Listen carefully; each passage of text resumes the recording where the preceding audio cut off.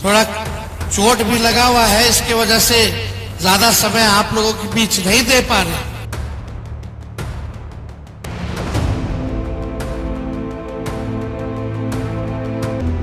नमस्कार, आप लाइव बिहार देख रहे हैं। मैं हूं राज मोहन तिवारी। देखिए, बिहार में लोकसभा चुनाव को लेकर तीसरे चरण की आपाधापी काफी ज्यादा तेज हो गई है, क्योंकि 7 मई को वोटिंग होगी और इसको लेकर चुनाव प्रचार प्रसार में तेजस्वी यादव और मुकेश सहनी लगातार कैंपेनिंग कर रहे हैं। लेकिन अब तेजस्वी यादव की आज हालत काफी ज्यादा खराब हो गई है, लेकिन बावजूद इसके वो अपने उम्मीदवारों को जिताने के लिए लगातार चुनावी जनसभा को संबोधित कर रहे हैं। देखिए, हालत तो ऐसी हो गई है कि उन्हें पकड़कर उठाना पड़ रहा है और मंच से उतारने के लिए भी उन्हें पकड़ना पड़ रहा है। उनके सुरक्षाकर्मी और उनके पार्टी के नेता उनका हाथ पकड़कर कैसे उन्हें मंचों से उतार रहे हैं और कुर्सी से उठा रहे हैं, वो तस्वीरें हम आपको दिखा रहे हैं। देखिए, दरअसल 7 मई को तीसरे चरण में 5 सीटों पर वोटिंग होनी है, लेकिन बीते 2 चरणों से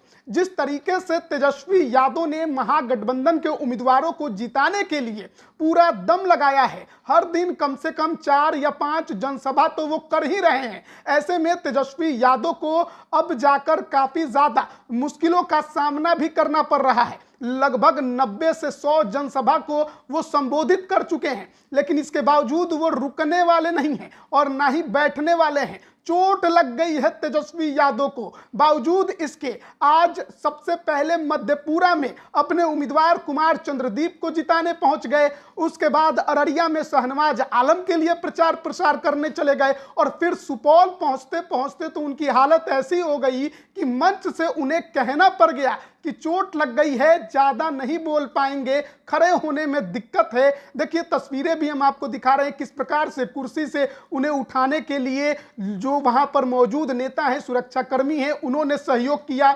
उसके बाद जब मंच छोड़कर नीचे उतरना था, तब भी सुरक्षाकर्मी उनके जो है सहयोग करते दिखाई दे रहे हैं। अन्य नेताओं ने भी उनका हाथ पकड़ा हुआ है और नीचे उतार रहे हैं। तो हालत ऐसी तेजस्वी यादव की हो गई है, लगातार चुनाव प्रचार प्रसार करते हुए अपने उम्मीदवारों को जिताने के लिए पूरा दम लगा रहे हैं। और क्या कुछ उन्होंने सुपौल में कहा है, वो भी पहले हम आपको सुनाते हैं।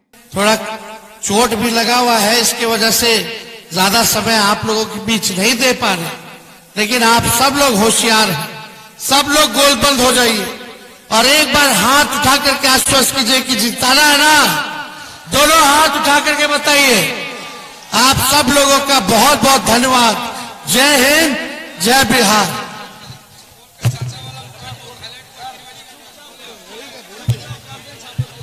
चुपचाप लालटेन छाप, चुपचाप चुपचाप। बहुत बहुत धन्यवाद।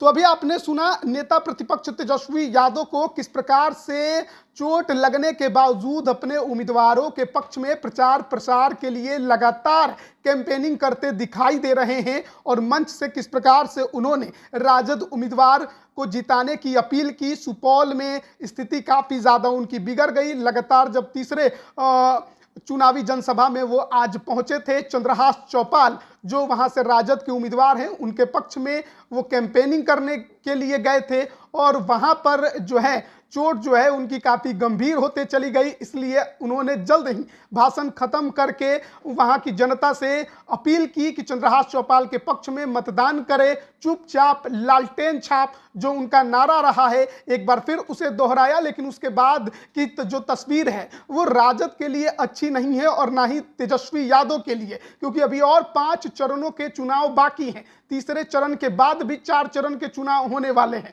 और सारी जिम्मेदारी तेजस्वी यादव ने अपने कंधे पर उठाई हुई है और कोई भी महागठबंधन का बड़ा नेता आपको इस कैंपेनिंग में बड़े चेहरे के तौर पर दिखाई नहीं देगा। केवल तेजस्वी यादव और मुकेश सहनी ही नजर आ रहे हैं। और ऐसे में अगर तेजस्वी यादव की हालत खराब होती है, चोट गंभीर होती है और प्रचार प्रसार में वो नहीं पहुंच पाएंगे तो निश्चित तौर पर उम्मीदवारों को बड़ा झटका लग सकता है। क्योंकि जिस तरीके से वो कैंपेनिंग कर रहे हैं, जिस तरह से वोटरों को राजद के और महागठबंधन के उम्मीदवारों के पक्ष में गोलबंद कर रहे हैं, उनका ठीक रहना काफी ज्यादा जरूरी है अन्य चरणों के लिए। और ऐसे में बड़ा दिलचस्प होगा कि किस प्रकार से तेजस्वी यादव अपना चुनाव प्रचार प्रसार आगे जारी रखते हैं। लेकिन इसके लिए जरूरी है कि उनका चोट जो है वो ठीक रहे। लेकिन अगर लगातार इसी प्रकार की कैंपेनिंग वो करते रहे तो निश्चित तौर पर मुश्किलों का सामना उन्हें करना पड़ सकता है। 5 सीटों पर चुनाव तीसरे चरण में 7 मई को होना है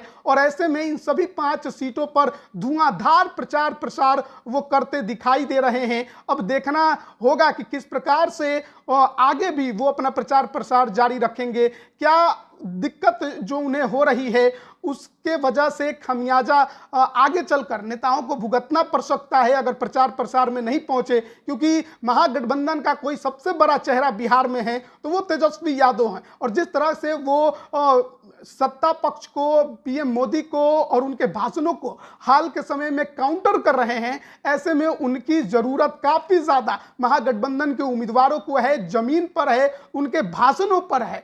तो ऐसे में देखना होगा कि तेजस्वी यादव की तबीयत कितनी जल्दी ठीक हो जाती है, चोट कितनी जल्दी ठीक हो जाता है। और अगर ये गंभीर हुआ तो फिर नुकसान महागठबंधन के उम्मीदवारों को उठाना भी पड़ सकता है। बने रहिएगा लाइव बिहार के साथ, तमाम अपडेट हम आप तक पहुंचा रहे हैं। आप सभी का बहुत बहुत धन्यवाद। लाइव बिहार यूट्यूब पर सब्सक्राइब और फेसबुक पर लाइक जरूर करें।